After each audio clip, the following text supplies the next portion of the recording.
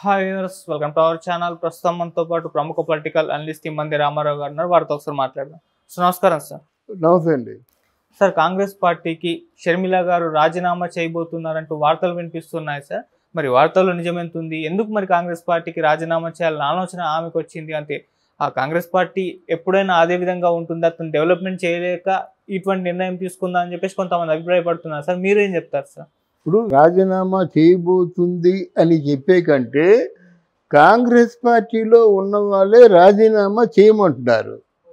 అంటే వాళ్ళు కాంగ్రెస్ పార్టీలో సీనియర్ నాయకులు లేడీస్ ఉంటారు కదా, మార్నింగ్ ఆవిడ చాలా ఏడ్చుకుంటూ చెప్పింది, కాంగ్రెస్ పార్టీని అంతకుముందు ఎప్పుడు ఆఫీసులో కూర్చునే వాళ్ళం కానీ ఇప్పుడు సర్వ నాశనం చేసేసిందని చెప్తున్నది. మరి ఇది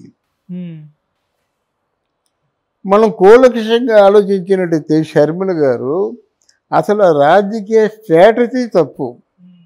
ఆవిడ తెలంగాణలో అడుగుపెట్టడం ఏంటండి? నా మెట్నీళ్ళు అంది విన్నారు. అక్కడ తెలంగాణలో ఉన్న ప్రముఖుడు నిన్ను ఆంధ్రదేశానికి బట్టవాడా చేశారు. నా పుట్టినిల్లు ఉంది, అక్కడ కూడా ఉన్నారు. నువ్వు కాంగ్రెస్ పార్టీని ప్రక్షాళనం చేయడం కోసం వచ్చానన్నావు, అది విన్నారు. అలాగే తర్వాత వాళ్ళ నాన్న కలలు కన్నటువంటి రాహుల్ గాంధీని ప్రధానమంత్రిగా చూడాలన్న తపనతో వచ్చానన్నావు, దానికి ఒప్పుకున్నారు. కాంగ్రెస్ వాళ్ళందరూ చప్పట కొట్టారు. మూల కురువృద్ధులు లాంటి కాంగ్రెస్ లీడర్స్ అందరూ నీ వెనక నిలబడ్డారు. తర్వాత నువ్వు చేసింది ఏమిటి? అది వ్యక్తిగత కక్ష, కుట్రపూరితమైన వాతావరణంలో నువ్వు రాజకీయాలు సాగించావు. నువ్వు పులివెందల కాంగ్రెస్ పార్టీకి ఇన్ఛార్జివి కాదు, ఆంధ్రప్రదేశ్ పార్టీకి ఇన్ఛార్జివి. మనం చెప్పుకోవాలంటే వాళ్ళందరూ చెప్పకపోయినా మనం సూటిగా చెప్పుకుందాం. నీ మీద ఎంత పెద్ద బాధ్యత ఇచ్చారంటే, ఆంధ్రప్రదేశ్లో కాంగ్రెస్ పార్టీ నిర్జీవంగా ఉంది, కోమా స్టేజ్లో ఉంది, దాన్ని చైతన్యం తీసుకురా అని చెప్పేసి అదే కదా ఉద్దేశం. సహజంగా అందరి దగ్గర నుంచి కాంగ్రెస్ పార్టీ అధిష్టానానికి ముడుపులు వెళ్తాయి, కానీ కాంగ్రెస్ పార్టీ నుంచి షర్మిలకి ముడుపులు వచ్చాయి పార్టీని పునర్నిర్మాణం చేయడం కోసం. ఇవి అందరికీ తెలిసిందే. ఆ ముడుపులు ఎంతమందికి పంచావు? నీతో పాటు పనిచేసే వాళ్ళు ఉంటారు కదా. అంటే ఎలక్షన్స్ అంటే నువ్వు ఆంధ్రప్రదేశ్ ఒకటే అనుకుంటున్నావా? అధిష్టానం ఊరుకుంటుందా? మాటల చాతుర్యం కాదు ఇక్కడ కావాల్సింది, కార్యాచరణ. నువ్వేం చేసావో చెప్పు ఒకసారి. షర్మిల ఆంధ్ర వచ్చి ఏం చేసింది? ఒక్క మాట చెప్పండి. ఎన్ని సీట్లు గెలిచింది? ఒక్క సీటు చెప్పండి. పోనీ ఎన్ని మంచి ప్రయోజనకరమైన పనులు చేసింది? చెప్పలేము. ఒకే ఒక మాట చెప్పగలం, వాళ్ళ అన్నయ్య ఓటమికి కారణం అయింది, అంతే. అంతకుమించి ఇంకేమీ లేదు కదా చెప్పుకోవడానికి. ఇది అధిష్టానం అది గమనిస్తుందో. ఒక పక్క అన్నయ్యతో అధిష్టానం కూడా మంత్రాలు సాగిస్తుంది.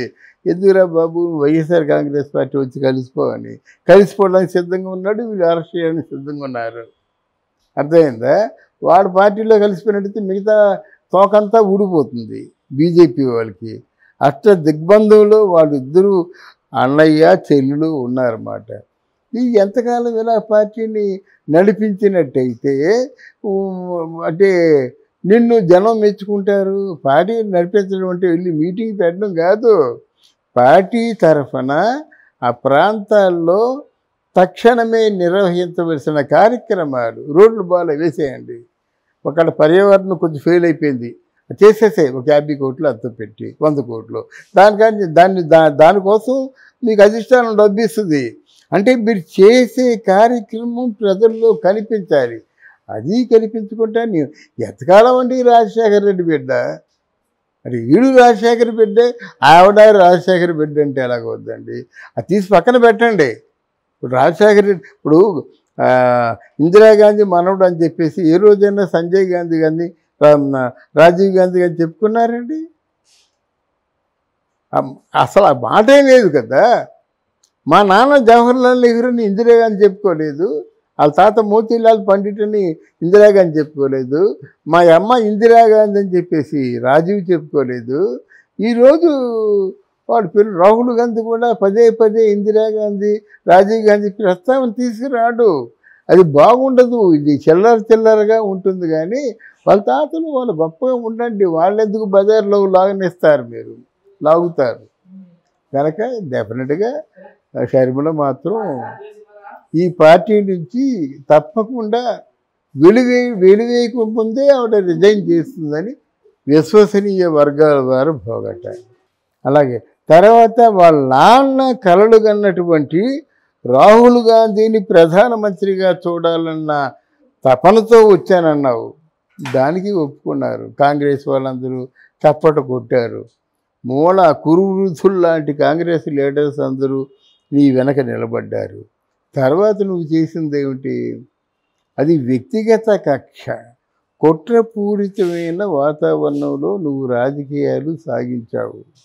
నువ్వు పులివెందల కాంగ్రెస్ పార్టీకి ఇన్ఛార్జివి కాదు, ఆంధ్రప్రదేశ్ పార్టీకి ఇన్ఛార్జివి. మనం చెప్పుకోవాలంటే వాళ్ళందరూ చెప్పకపోయినా మనం సూటిగా చెప్పుకుందాం. నీ మీద ఎంత పెద్ద బాధ్యత ఇచ్చారంటే, ఆంధ్రప్రదేశ్లో కాంగ్రెస్ పార్టీ నిర్జీవంగా ఉంది, కోమా స్టేజ్లో ఉంది, దాన్ని చైతన్యం తీసుకురా అని చెప్పేసి అదే కదా ఉద్దేశం. సహజంగా అందరి దగ్గర నుంచి కాంగ్రెస్ పార్టీ అధిష్టానానికి ముడుపులు వెళ్తాయి, కానీ కాంగ్రెస్ పార్టీ నుంచి షర్మిలకి ముడుపులు వచ్చాయి పార్టీని పునర్నిర్మాణం చేయడం కోసం. సార్ ఇంకో న్యూస్లో వినిపిస్తుంది సార్, అంటే ఇప్పుడు జగన్మోహన్ రెడ్డి గారు ఇండియా కూటమిలో చేరబోతున్నారంటూ వార్తలు వస్తున్నాయి కదా. మరి జగన్మోహన్ రెడ్డి గారు ఇండియా కూటమిలో చేరితే అప్పుడు షర్మిల గారికి కాంగ్రెస్లో పెద్దగా ఇంపార్టెన్స్ ఉండదు, విమర్శించడానికి కూడా తావు ఉండదు, అందుకోసం ఈ పార్టీ నుంచి బయటకు వచ్చి ఆలోచన చేస్తున్నట్టుగా వినిపిస్తుంది సార్. అదే ప్రధాన కారణం. ఆంధ్రప్రదేశ్కి అధ్యక్ష స్థానంలో షర్మిల ఉంటే నేను రానంటున్నాడు. అలాగని ఏదో ఇండియా కూటమికి వెళ్ళిపోతున్నాడు, కంగారు పడద్దు.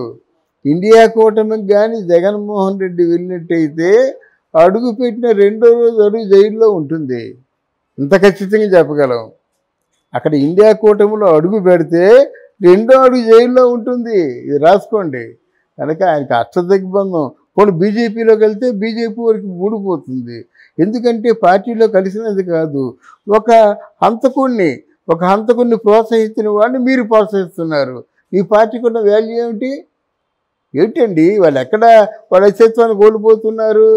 ఆవిడేమో కొన్ని వేల కోట్ల రూపాయలేమో ఆవిడ స్కామ్ చేసినట్టయితే ఆవిడకేమో విడుదల చేయాలా, వాళ్ళని రక్షించాలా. ఈయేమో కొన్ని లక్షల కోట్లు స్కామ్ చేస్తుంటే ఈయన రక్షించాలా. మీరు రక్షిస్తారు, బాగానే ఉంది. ప్రజల్లో మీకు మీ పార్టీలో ఉన్నటువంటి అభిప్రాయం ఎంత మారిపోయింది, దాన్ని ఆలోచించుకోవాలి కదా. అందువల్ల ఒకవేళ కూటమిలో అడుగు పెట్టావా, ఇక్కడ జైల్లో 2వ అడుగు పెట్టాడా, కనుక ఆయనకి మనుగడ లేదు. అసలు అది పశ్చాత్తాపం లేదు కదండి. ఎక్కడ తప్పు చేసామో ఆలోచించడం లేదు. ఇంకా బయట వాళ్ళ మీద బురద జల్లేద్దాం అనేటువంటి దూకుడు తప్ప ఎక్కడ మనం ఫెయిల్ అయ్యాం, ఎందుకు ఫెయిల్ అయ్యాం అంటే పర్వాలేదు, జనంలో తిరుగుతున్నాం. మరి తిరిగింది నువ్వు ఎన్నికల్లో ఎంపికైన తర్వాత 3 సంవత్సరాలు తిరిగితే బాగుందిగా.